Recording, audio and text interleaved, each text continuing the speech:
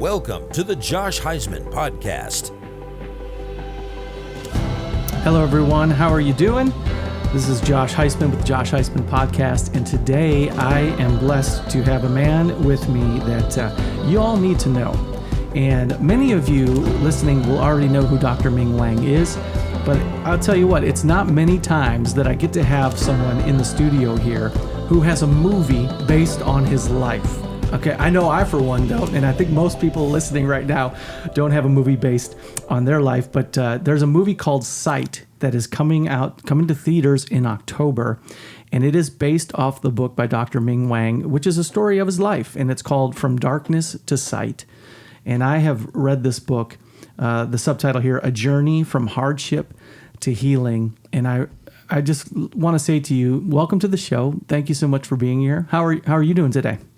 Thank you, Pastor Josh, for the wonderful invitation. I'm doing good. I enjoyed a visit to your church not long ago, and I'm delighted, honored to be invited back to be on your podcast. Yeah, well, like I said, it is an honor to have you here. You know, when I first met you, and I met you in a fundraiser for one of the missions we support called Project Life, Helping Hands, where that organization helps pregnant mothers, helps to save unborn children, and raises funds to provide free ultrasounds. They also provide bags for foster children who go into the foster care system, really wanting to care for children. And I heard you speak. They brought you in, and you shared a message on common ground. How do we find common ground to work together and to be unified? And you did a great job with that. And so I met you, went up, said hello to you, and we talked, and I had no idea of your background and what you have gone through in life. And you gave me a book, and I'll be honest, in ministry, I get handed books quite a bit. And you handed me your book, and I'll be honest, I didn't read it right away. But over time, I looked at it, and I'm going to open this book up. And once I opened up From Darkness to Sight and began reading about your life and what you shared, you can't put it down. And I know when you were living your life and the things that you were going through, you probably weren't thinking, this will all be in a book one day. But I was struck, if we could just kind of start off, and this would really give an introduction to who you are. Can we go back to the beginning of your life, born in China? How do you pronounce the name of the little town you grew up in? Hangzhou.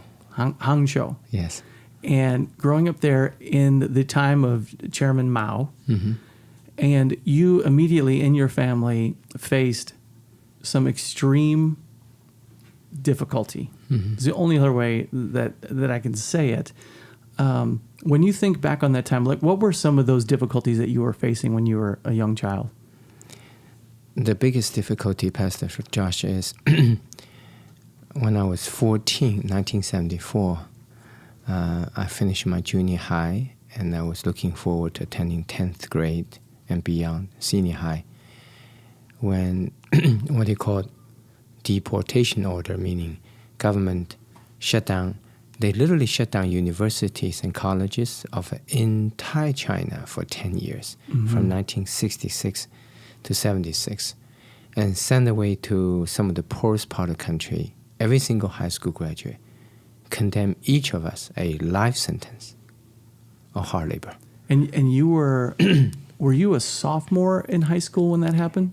I was just finished ninth grade. Ninth grade. Yeah, so I was looking to forward to attending 10th grade and beyond when the deportation order came down to me as well.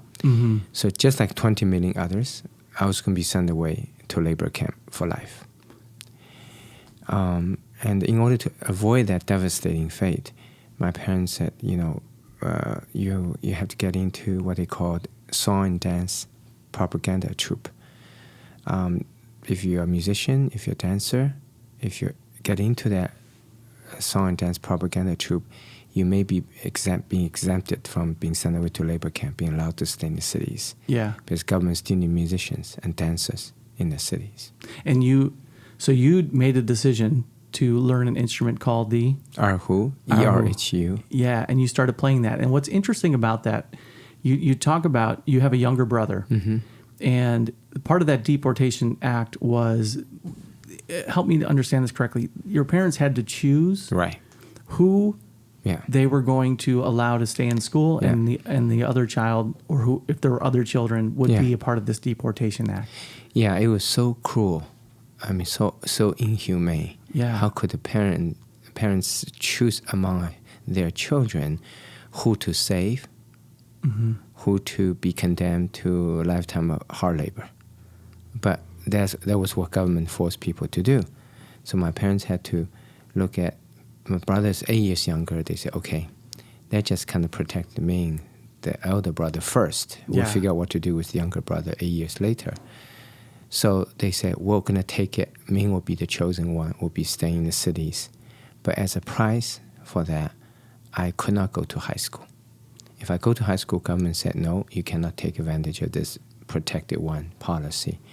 So I have to forego high school, and I have to immediately get a job, very short period of time. Otherwise, government will deport me again. So getting to song and dance troupe, that's one way to get a was job. one way to do it. Yeah. So your schooling ends. Now I'm going to jump ahead for our listener so that they could know that in your life you come to faith in Christ, and in your life your education will go on, and you will achieve accolades that are really second to none in so many areas. And I'm gonna read this real quick. And the reason why I want to do this right now is because your story of perseverance is what jumps off the page when you read the book. And I just think it is such a wonderful testimony of God's faithfulness and how God has used you. But we have the distinct advantage of knowing where you are today. Yes. But you didn't know that when you were a young man. And so Dr. Ming Wang went to Harvard and MIT, MD, magna cum laude, PhD in laser physics. He's a world-class cataract and LASIK eye surgeon, a philanthropist, community activist. He's the founding director of the Wang Vision Institute and a clinical professor for, how do I say this, Meharry? Yeah, Meharry Medical College, both in Nashville, Tennessee. He's an eye surgeon in Nashville. He's performed over 55,000 procedures, including on over 4,000 doctors. He's published over 100 papers, including one in the world-renowned journal Nature, as well as 10 ophthalmic textbooks. And I could go on and on here of your background, but the reason why I want people to know that is because you didn't know any of that when you had that situation happen where your schooling ends after your 9th grade year. You begin learning this instrument to try and ward off the deportation, and then as you're working through this. And what's interesting in the book, you say your younger brother didn't know that's why you were learning the instrument. That's right. He was like 2 or 3 or 4, so he thought I was playing the instrument for fun. So he joined in. We played together. He had no idea I was trying to survive. You were trying to save your life. Yes.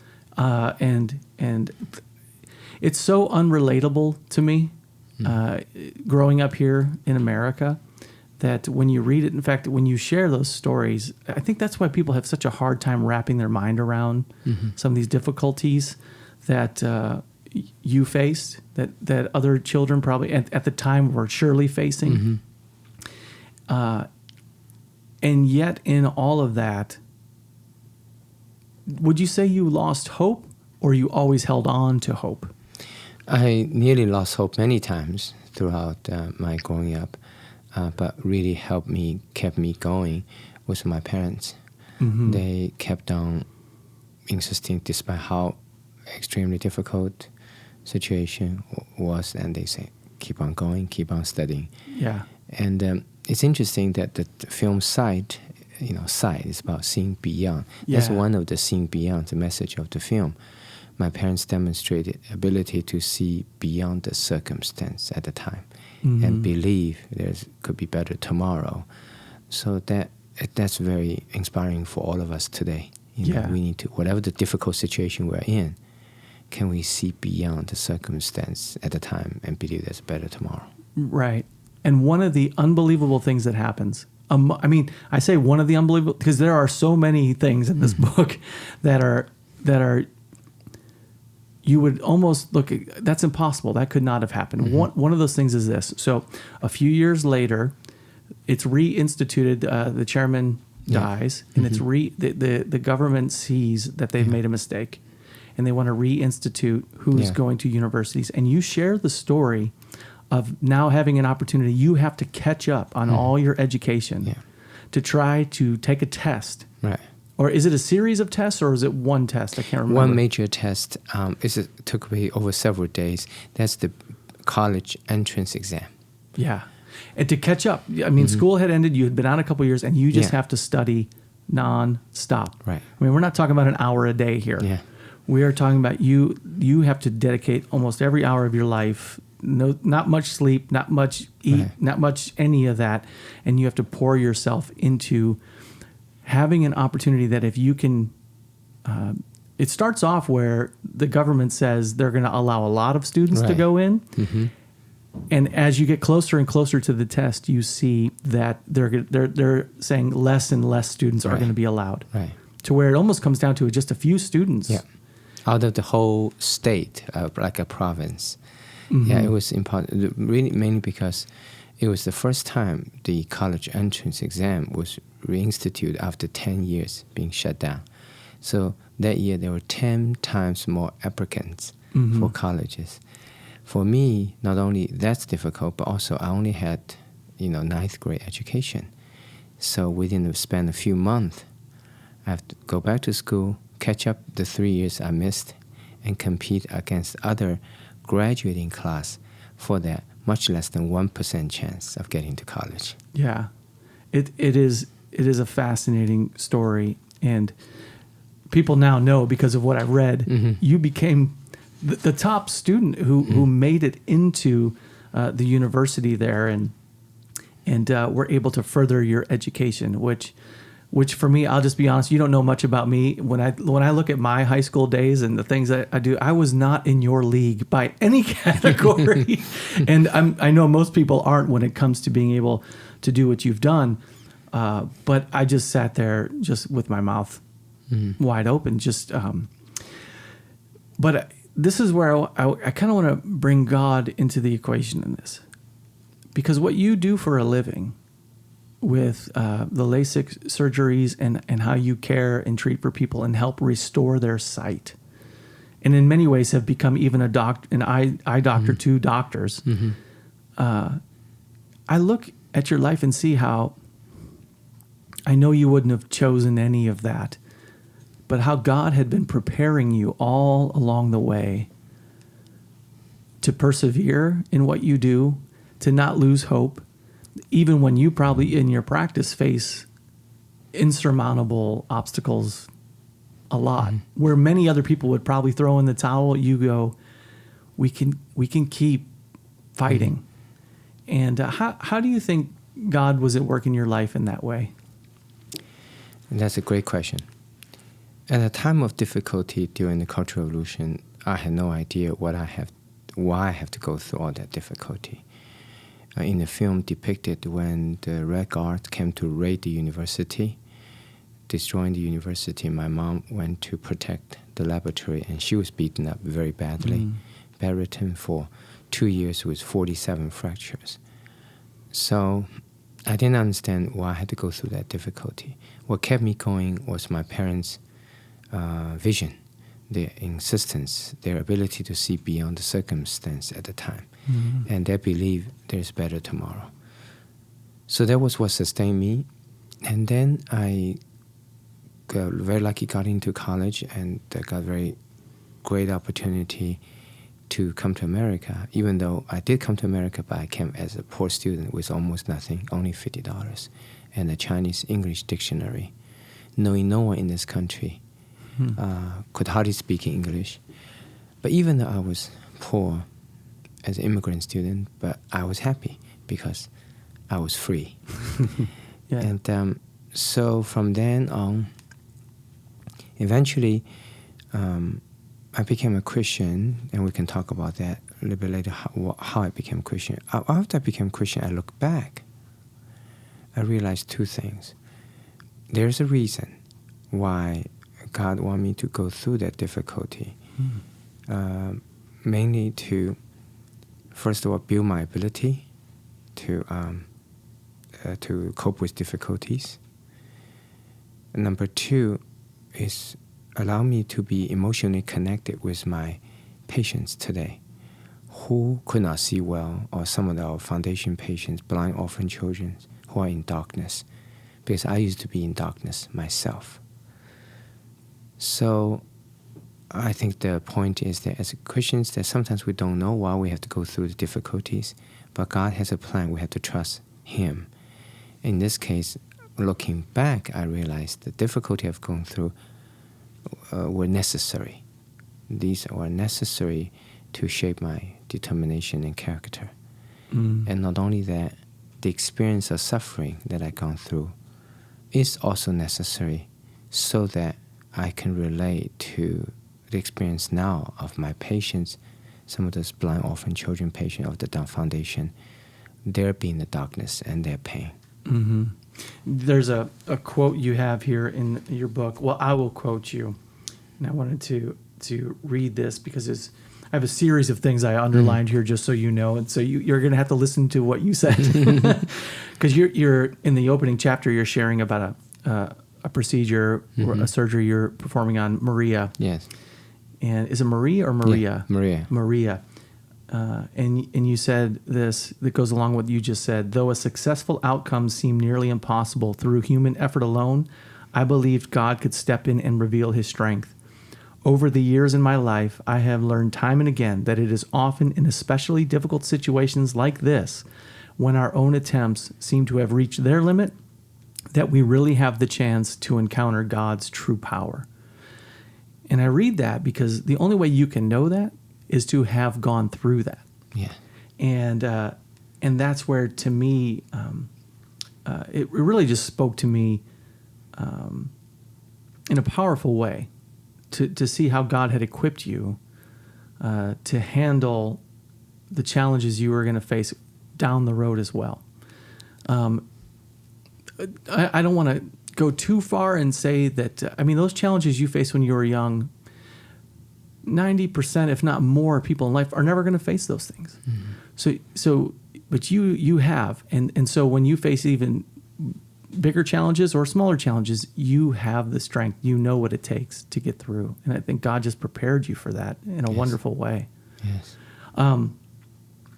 You did mention something interesting when you came over to America for the first time. When my wife and I both laughed at this pretty. Okay, so you come over to America after you spent some time in university in China, and then there's an opportunity to come over to America. And there's a whole story in the book that people need to read. But when you get here, you have no money. Mm-hmm. You're broke. You didn't even know that you were supposed to find a place to live. Right. And so you're able to get hooked up with some other guys, and you guys find a place to live. And then you fall in love with a beautiful restaurant known as McDonald's. Yes. And you eat there every day. Yeah. And that story is great. What about McDonald's attracted you? And are you still eating McDonald's to this day? I'm still eating it to this day, indeed. First of all, I was really hungry and I didn't have money. So whatever I can get hand on is great. Mm-hmm. Second, it's very convenient and very tastily. Actually, initially I thought when people throw a hamburger together quickly like that, would that be really good? Any good? Mm-hmm. Because in Chinese they make dedicated little dishes here. But it's really good. I actually had one time I was so hungry. I had 4 Big Macs in a row. Almost killed myself. Yeah. 4 in a row? Yeah, 4 in a row. 4 Big Macs. My. Yeah, I was so hungry. But that experience of having nothing, being so poor, that really make me appreciate what I have now. Mm-hmm. People often ask one of the most frequent questions they ask is, there are 2 questions they ask. One is, why you work so hard? I was sent a coworker an email at 3:00 in the morning, and I don't have a good answer except perhaps I never had the opportunity in the past, so that imprinted me. So now I have opportunity, to make a good life, I don't have to tell myself to work hard. I already formed this habit that I will work hard because I used to have nothing. People appreciate sight the most are those who used to be blind. People who appreciate freedom the most are those who used to not have freedom. So I was one who not have freedom, so I really appreciate every moment of freedom in America today. Second question that typically people ask a lot is that, how do you have so much time and energy doing so many different things? I usually try to fend it out by saying, well, I got 5 twin brothers. So all of them are working, so it's depending which one you happen to see. Now, seriously, there's something else I learned that make it a lot more efficient, my life, accomplish different things, sometimes many things at once, is I found that there's an interesting element of human nature that tends to make us much less efficient, which is we tend to judge or base our happiness of something based on what happened. So if I want to say go to a concert and there's a bad weather, then I end up not being able to go, then I'm unhappy because I end up not going to that concert. And I realized that if I change myself, focusing not just if I end up going to the concert or not, but focusing on my effort. Did I try my best to go? If I do a dramatic switch like that in terms of change the definition of my happiness, not by what happened, but by if I've done my best, all of a sudden my life totally changed. I became a lot happier person, and my energy is always positive. Because let's say we all fail about 50% of things we do. Me too. So that means by definition, if our happiness based on outcome, 50% of the time we're unhappy.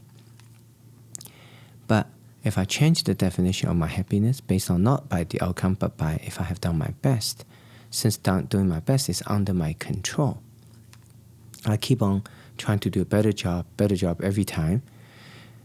So I end up to be 99% happy now.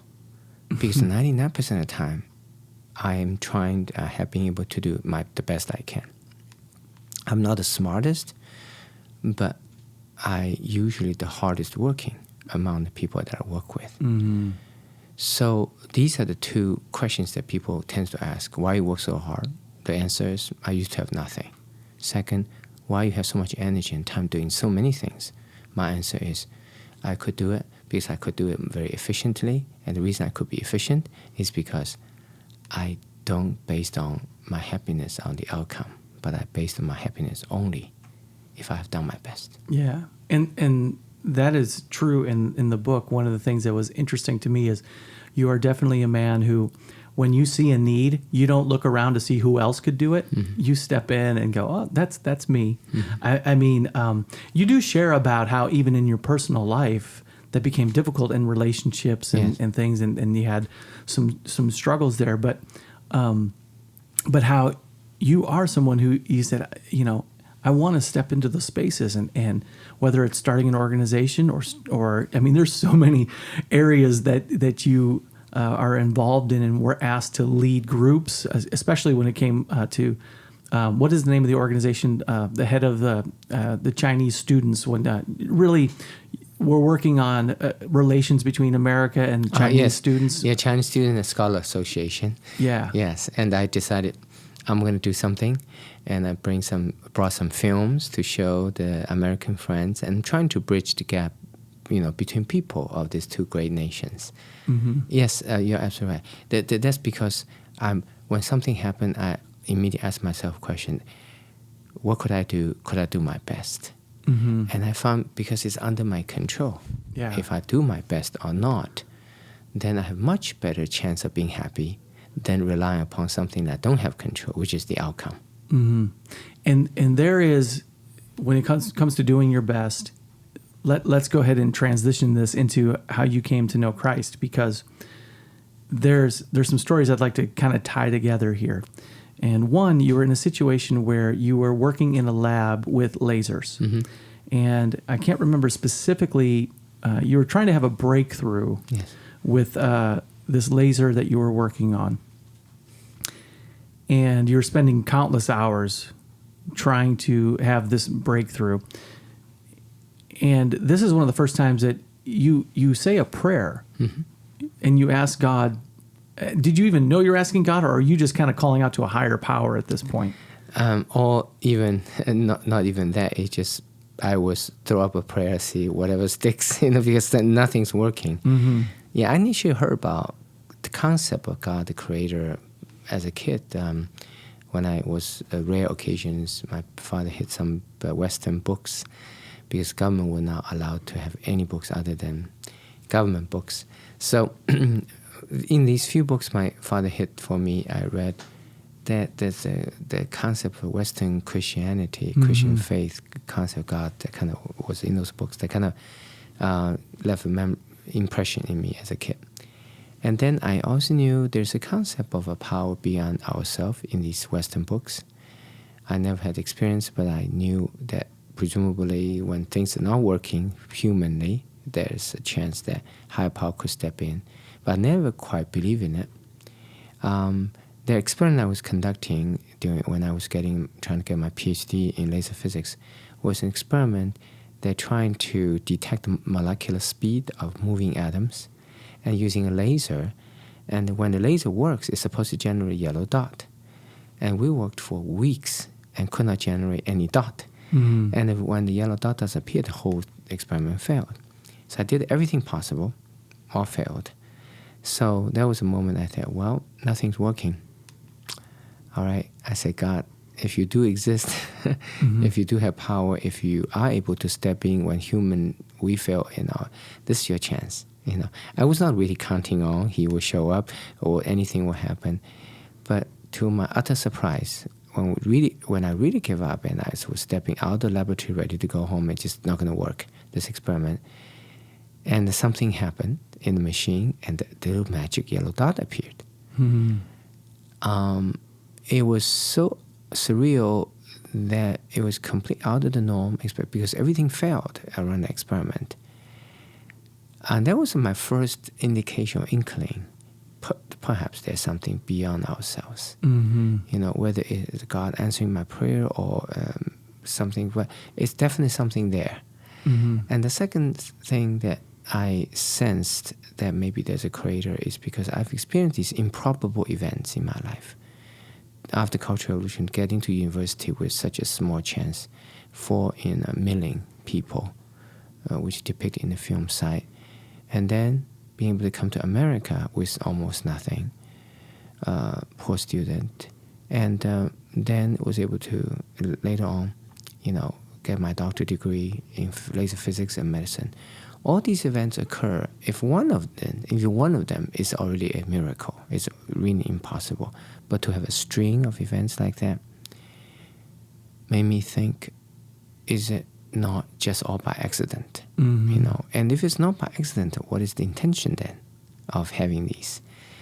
So those are the questions I had before I became a Christian, and I can talk about how I became a Christian. Yeah. Well, you could clearly see that God was at work. But I want to make sure I get this right when I say this, because when we're talking about this laser stuff here, this is not a situation where lasers are being used everywhere and are well known and whatever. You are really working on development of technology. Yes, developing these procedures, developing this laser work, whatever. This is, and you were kind of fun when you said, I was interested in lasers because I like Star Wars when Star Wars came out. That's right. Yeah, and so that work, when you're saying, the yellow dot, my question, how did you know a yellow dot was supposed to appear? How would you know that would be what was making it work? When the yellow dot appears, supposed to mean that the laser is interacting with the molecule that we're studying. And the molecule, once absorbed the laser, it will re-emit the light with a yellow. So if it's not working, there's no yellow dot. So you're absolutely right. These are the early development of laser technology. And I was one of those scientists involved in developing the technology. And so it was an unknown human area of knowledge. It's totally different from today. No, here you have laser beam, you shine something, it works, little healing neon beam. But then it was very early that we're in the realm of territory human knowledge has not reached yet. And was made that yellow dot appear so improbable because all the other experimental conditions pretty much dictated failure. And the only thing I did different, after so many different repeated failure, and the last time it was going to fail again, the only thing I did different was I prayed. So I said, wow, maybe that has something to do with that. That was my earliest indication. Yeah. And it just kind of let you know that there was something more. Something more out there, and that led to the breakthrough that you had. And this kind of can take us to this spot when we talk about your faith. And I earmarked this page here on page 151, and I don't know how far ahead I'm jumping here, so you might have to help me with this story just a little bit. But as you go down the path just a little bit more in your career and what you're learning, you have a saying here where you said, the more I learned about the complexity of human organs and the body and things of that nature, such as eyes, the more puzzled I became that things just didn't add up, that the human body could just, over trillions and trillions of years, evolve to become what it is today. So the explanation of how are we created, how did we get here, that we weren't created, that we just, whatever. And you talk about how you were into mathematics and you were into physics and chemistry. So you decided, I'm gonna make calculations and see what are the odds and the probability that all of this could just happen over trillions and trillions of years. And you came to the point that it couldn't. There's not a mathematical possibility. And is that what kind of led you then to ask more questions? And you reached out to a professor, I think, Dr. Hand? Yes. Okay, I'm going from memory here. Dr. Hand, and you had questions for him. What kind of brought you down that road? So first of all, your audience might have seen this film called God's Not Dead. Yeah. In that movie, there's a Chinese student who is an atheist who fought through Cultural Revolution, came to America, riding a bicycle on American campus. That Chinese character is inspired by my life story in the movie God's Not Dead. So that was me. Wow. So just like in that movie, God's Not Dead, I finally survived Cultural Revolution where I couldn't study science and technology, and I fought it and I got a chance to study, and I even came to America. Just like that student, in the movie God's Not Dead, I was not interested in anything else other than science. I finally got a chance to study science. And it was then I decided, I wanted to become a laser eye surgeon. Because I felt that medicine today is not just medicine, it's medicine and technology. And most of the doctors, they'll have strong training in medicine, but they don't have strong training in laser technology. So I want to be a really good, uniquely strong laser eye surgeon. So I decided to get 2 doctorate degrees, one in lasers, and finished as a postdoc at MIT. And then I got my medical doctorate degree, second doctorate degree in medicine from Harvard and MIT joint program. So it was in the study of human eye, because I want to be laser eye surgeon. So I finished my laser, now I study eye. I found this a startling discovery that it's impossible due to the complexity of human eye, all these cells can line up so neatly. In the 9 or 10 months where a child from inception to be born as. Yeah. In fact, any of those cells, if got misaligned, the person will be born blind. So all these cells can align such a short period of time, such a perfect order. That's mathematically impossible. If we go with the atheist belief, these happen, random collisions. That was when my firm belief in science and science alone got into a big crisis. I knew there's something beyond science, but I did not know what.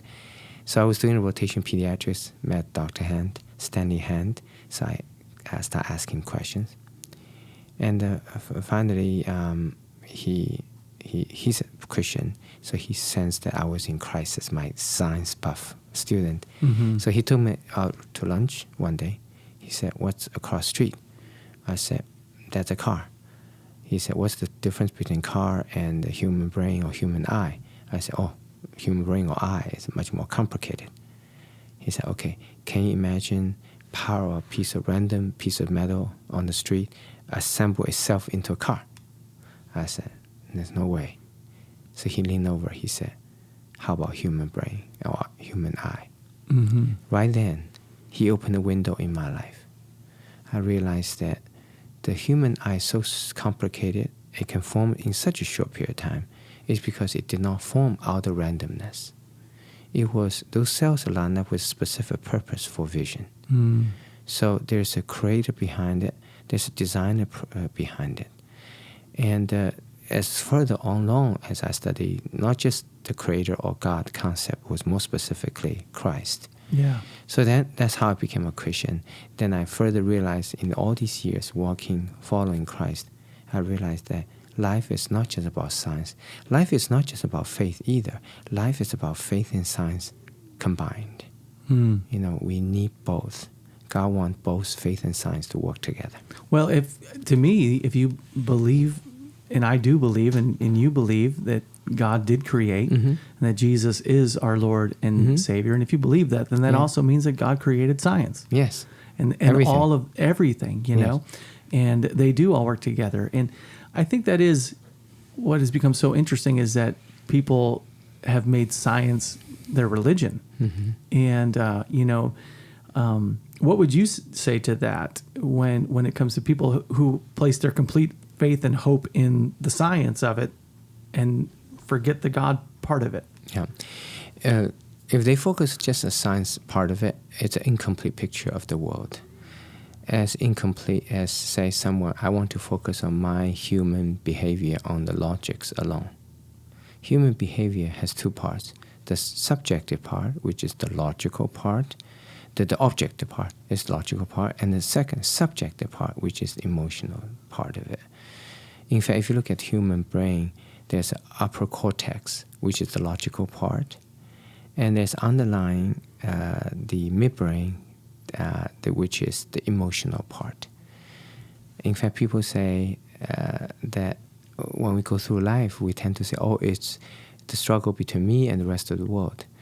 Actually, in many senses, actually the struggle within myself as I go through life, the fight between my upper brain, which is the logical, and the inner brain, which is emotional. So if we want to describe human behavior, human being, you cannot just take one, just upper brain, just logical. In fact, we have more bigger part of our human existence, human being itself, which is emotional. So we are 99% emotional elephant, and 1% little elephant rider sits on top of the elephant. That's the little logical part. Yeah. You know, you often hear people say, I did that, but I don't know why I did that. Well, I did that. I did do that. But indeed, it was not just, led by logic. Science is logical. It's indispensable. We got to have it because it progresses, give us better technology, way of living, medicine, all that. But if we say human being is just a logical being, we're missing a big part of the picture. Human being is both logical being, the objective part, and the subjective part, which is emotional. Same thing as I look at the entire world. It has the objective part, logical part, and the emotional subjective part. Faith, to me, is emotional subjective part. It has to do with the part of our human existence that is not touched, cannot be ever crossed into or interpreted based on logic. You know, these are two parts indispensable in our human being, and for the world, it's two indispensable. So for a pure scientist who focus just on the science, they are missing actually the bigger part of our existence, which is the emotional, intuitive, insightful, emotional part of inner brain. That's wonderful, and it brings to mind for me, going back to Maria, her story, because you open the book with Maria in chapter 1, and then you close it in the final chapter with miraculous surgery that takes place. And when you're talking about logical versus emotional, and really science versus our faith in God as well, when you're performing that surgery on Maria's eye, and everything to me as I'm reading it logically and in this world would lead someone to go, there's no way. Right. But you have a moment where you're doing this surgery, and it's so intense, and there's a chance that just on it's not even a razor. I mean, it is, the room for error is so small that it's,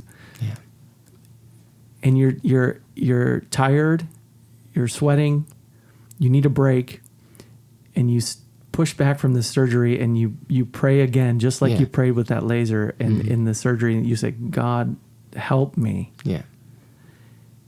That's not logical. That's right. That's you extending beyond. That to me goes back to your perseverance and how God had prepared you all along. When so many others would just give up, your faith, then you already had the science, you already had the intellect and the studying and all the work that you have done, and in that moment is when you push back and go, God, help me. And that surgery, I don't want to give away the ending, but God moved in that situation. Yes. And have you seen that time and again, or? Yes, I have. It's interesting that people often ask this question. I just I visited Atlanta last weekend. I showed the movie at 4 different churches, and each of the churches anywhere between 300 to 500 people. In the last one parishioner, the church congregation member asked, "What difference being a Christian that have made in your life?" And I said, the difference is I'm become much more in tune and aware of things beyond logic. Before I became Christian, I look at the things, A equal to B, B equal to C, I focus on science. And after becoming Christian, I realized that it's just a human being. If you just say we only have the upper brain, the cortex, the logic one, that's an incomplete picture of the human being. So is the world.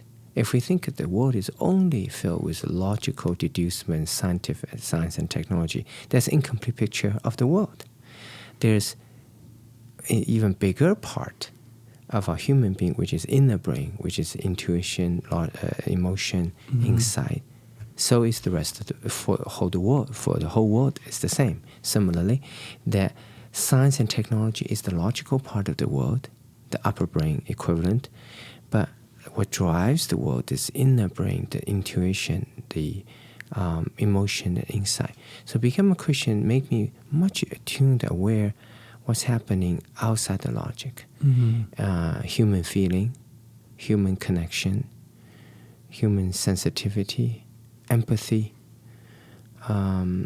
compassion. So becoming a Christian made me aware of another even bigger part of our world and myself, which is emotional, intuitive, insightful. Specifically for me as a surgeon, allow me to develop this emotional aspect of care for my patients. And that's what being a Christian had made a difference for me. Wow. It's wonderful. And, as I finished up the book, I've read other people write about their own life. And, I don't know if most people think, oh, my story would make a good book. When did someone come to you and say you should write your story? Or when did this become something for you that you said, I really want to put this out there? It became to me, the idea came to me about 12, 11 years ago that I should write it. I actually wrote a Chinese version of it about 20 years ago. It was a smaller scale book. But this one, the main driving force was this. As I developed that technology, for example, the amniotic membrane contact lens, which is based on belief that I can do fetal research, advanced science, helping people restore sight, but doing it without hurting a life. So I persisted in that research for a long time. Eventually, God inspired me and other scientists to look into the placenta. So we start harvesting the placenta after mother giving to birth to children. Placenta are always discarded. So I started experimenting on placenta. I created the placenta amniotic contact lens. Put these youthful, scarless, healing placenta contact lens onto injured patients' eyes.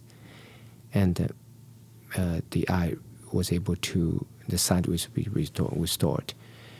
It's a scientific advancement, number one. It's wonderful. It has impacted the world. The amniotic membrane contact lens now has been used by tens of thousands of eye doctors throughout the world in nearly every nation. Mm-hmm. And millions of patients have that eyesight restored. So it's a wonderful scientific invention and really impacted the world. But to me, as a Christian and a scientist, I realized that God wants science and faith to work together. They can work together if we believe in it and we give a chance. So as I was developing that technology, I realized something. I'm only one human being. However hard I work, I can only help a limited number of people with that technology. So I decided I'm going to just donate that technology to the world. I have the original 2 patents, but I just taught all doctors, anybody who wants to learn. So I've been teaching the doctors from around the world how to use the amniotic membrane contact lens technology for nearly 20 years now. Because my goal is, if they all can learn, then they can help a lot more patients, right? So as I said, now tens of thousands of eye doctors have used the amniotic membrane contact lens technology, and millions of patients throughout the world have been helped.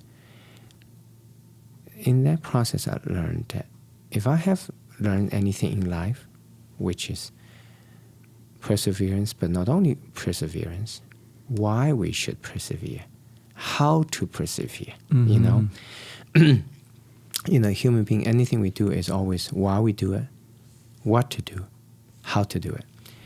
So I said, just like amniotic membrane contact lens, I can't just be satisfied just doing that procedure myself because I can only help a limited number of patients. Yeah.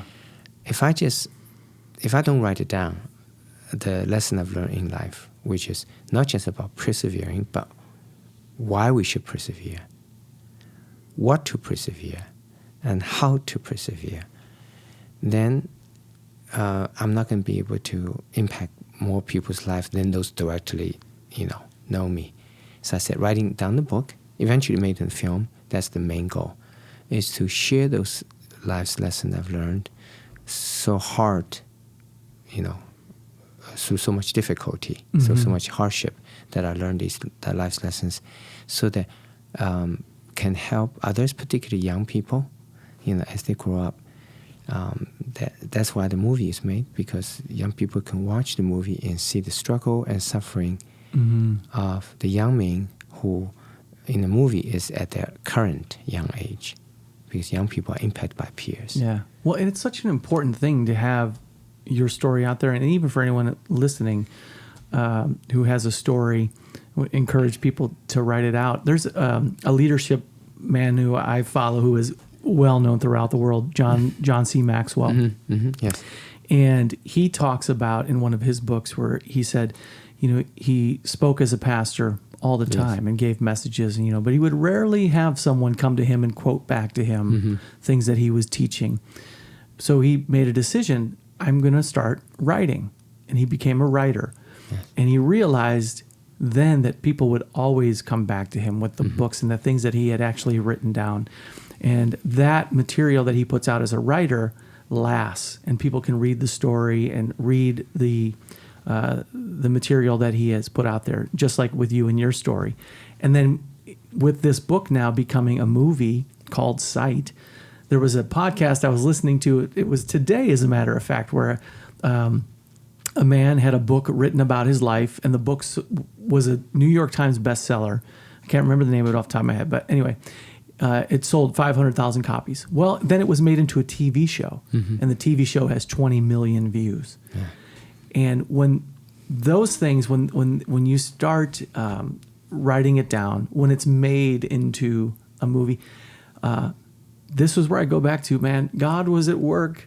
I say, man, doctor, God was at work in your life all along. And it's so interesting to me.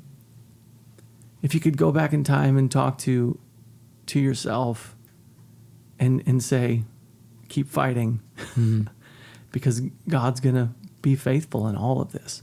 Yes. And you have not wasted this. You're still, even to this day, as you sit here, you are probably one of the busiest men that I know who is fighting to get this story out. And I'm so thankful for that. Yeah, absolutely right, Pastor Josh, that writing it down is definitely a very important step. And I myself have read many of the John Maxwell's books, two of which came out on top of my mind. And one is called Connectors Go First, which is a great point. You go to a situation that one is not familiar with. Our human nature tends to kind of sit in the corner waiting for someone else to say hello. Yeah. But John Maxwell said, go first. Connectors go first. Second book I read that he wrote is called Leader Shift. From leader, you have to shift your concept, not just about making yourself successful, but have to start intentional, building the structure, the team to make the next level, next generation leader successful. Writing it down, definitely. And what I also realized about 10 years ago, not only writing it down, which I, was finishing this book, and making it into a movie, because the impact. I've been traveling around the country now, almost one metropolitan area per weekend. And I'm planning to cover all metropolitan areas. I've already been to about quarter of the United States now. I will cover the rest 3/4 in the next few months before the film is released by Universal Studios on October 27th. I realized that even though the book being around for 10 years, the impact is nothing compared with the impact of the film. I mean, as I said, last weekend I was in Atlanta, 4 different churches, each of them several hundred. And all these people were impacted in one weekend by showing them film and discuss about the messages, the Christian messages of the film afterwards. Where if I didn't make the film, just the book, none of them would be impacted. Yeah. So the impact for a active media such as film is exponentially much more than the book, especially in the current culture. People, you're rare. People will actually sit down and really read a book. It's less and less number. People are so much information. They like to be entertained, right? They want to be head to the story, dynamics, visual, and all that. Yeah. Well, people should still read the book. Yes, I agree. And let's talk about the movie. We have a few minutes left here, and I think it's important that we talk about it. The movie called Sight, and it comes out on October 27th across the U.S. And Greg Kinnear is in it. Yes. And Terry Chen, is that how you say his name? Yes. Who plays you in the film. And the movie, you have worked so hard in promoting this movie, and also in trying to make sure that it is released. Yes. Because it's been made for a little while, right? Yes. And so it's been a bit of a challenge to get it finally released, but Universal Studios has picked it up and they're going to release it and put it out there. And it recently won an award. And why don't you talk a little bit about that? Because this is a good movie. Yes. People need to see it. What award was that? It was an ICVM International Christian Film Award, and once a year. This is the 50th year, and it's in the middle of the National Religious Broadcast Media Conference with 2,000 people attending in Orlando, Florida, in late May this year. We were surprised that we were nominated as one of the 8 finalists as Best Picture. So the producer of the film, David Fisher, and me, we went to Orlando. And we were thinking, well, we got very lucky to be nominated already. There are all these great Christian films. There were several hundred great Christian films competing for the top honor. But surprise, surprise, we won. Not only won, we won the top Best Picture. And we were explained by some of the committee members, this almost, in some sense, like the Christian Films Oscar, that why the movie Sight won. There are so many other much famous and great pictures of Christian faith. And they say it's because this film broke new ground. Most of Christian films are focused on making existing Christians feel good, celebrate faith. There's nothing wrong with it. But what is more important to make ourselves feel good is to make Christ feel good. And Christ cares above everything else. The most is, could we grow the kingdom? Could we reach out to the skeptics? Could we reach out to the unbelievers? Could we reach out beyond the church, beyond ourselves? And that is the single most important thing to Christ that will make him the happiest if we focus on that. And Sight, among all the Christian films they have seen, give award in the past years, is a unique film. That because by depicting the real life journey of an atheist become a believer, through learning, through life itself, God's message that suffering is necessary. Suffering is necessary to allow us to grow. That message that life is not just about the logical aspect of science, but also about emotional, intuitive. That's what faith is. Faith you believe because you feel it, not because you reason it out, A equal to B or something. And that God wants faith and science to work together. This movie will uniquely, compared with most other Christian films in the past, that will have unique new power to reach out to the skeptics. So that's why they give this biggest award, ICVM Christian Film Award, International Christian Film Award, to this film. And now their prediction has been turned out to be true. In most of the places I've been to, doing these movie shows, it's amazing. It became amazing outreach events for these church. There are as many as anywhere between 30 to 90% of the film attendees were not from those churches. Wow. And those pastors are so happy. Yeah. And I told them, I said, well, a movie that about not just about faith and science have drawn these folks to your church now. They're all new. Now it's your team has to finish up. It's your job. Yeah, it's your job. Yeah. Uh-huh. But that's the power. That's the power of the film site. Is perhaps one of the first few Christian films that truly speak to the skeptics, reach out to the untouched, unreached. Yeah. Well, thank you for sharing your story. And in addition to the book, in addition to the movie, you've even put together a little lesson, like a little curriculum here that people can go through in groups as well. Side Movie Bible Study. It's a 5-week Sunday school study that put out by Dr. Rice Brooks and I. And it's about seeing beyond, movie side, seeing beyond our pain, our circumstance, ourselves, our own culture in a very polarized world, and our own polarization. Christian has unique opportunity.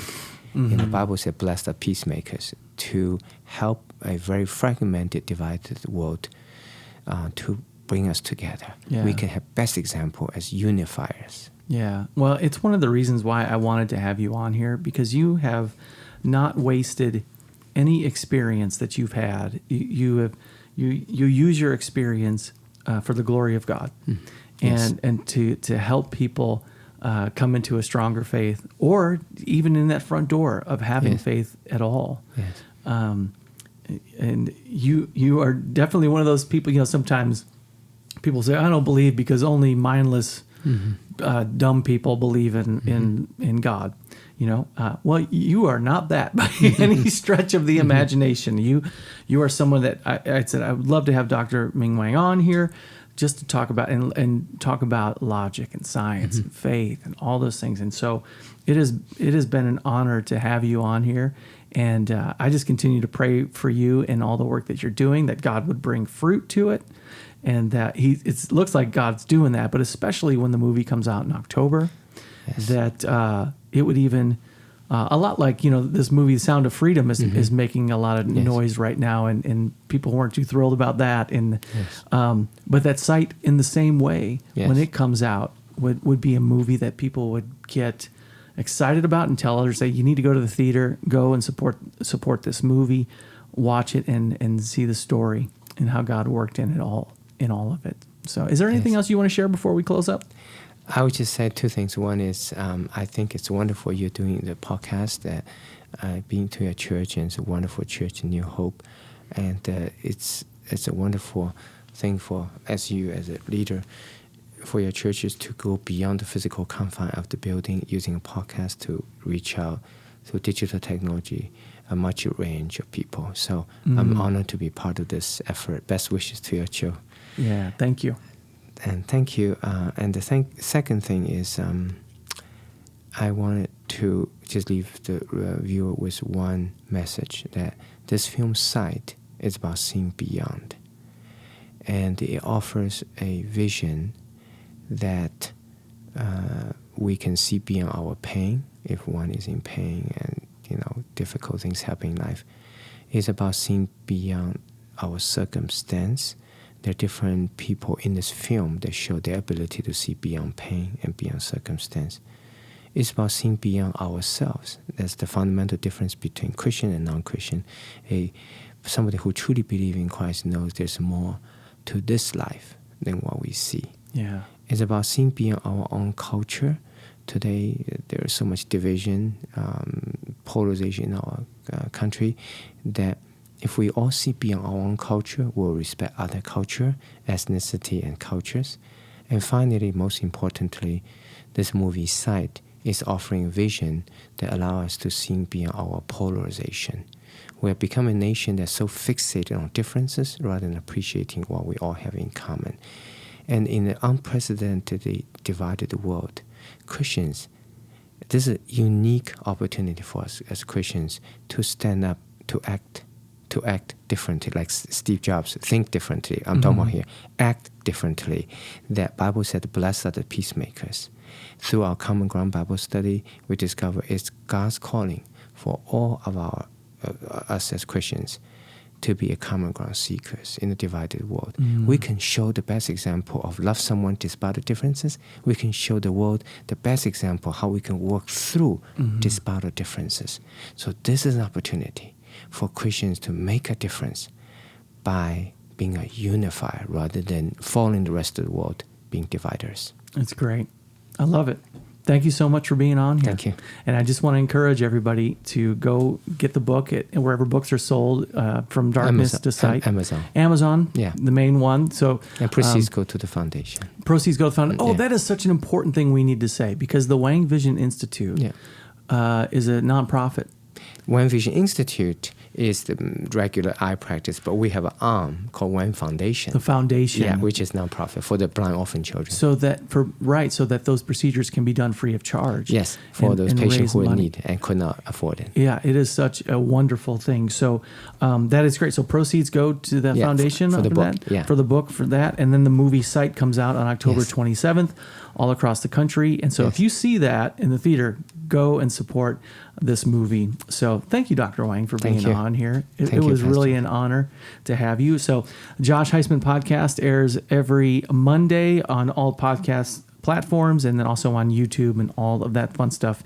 And I wish you the best with all the work that you're doing. And thank you so much. I'm going to shake your hand for sharing your story. All right, everybody. Have a great week.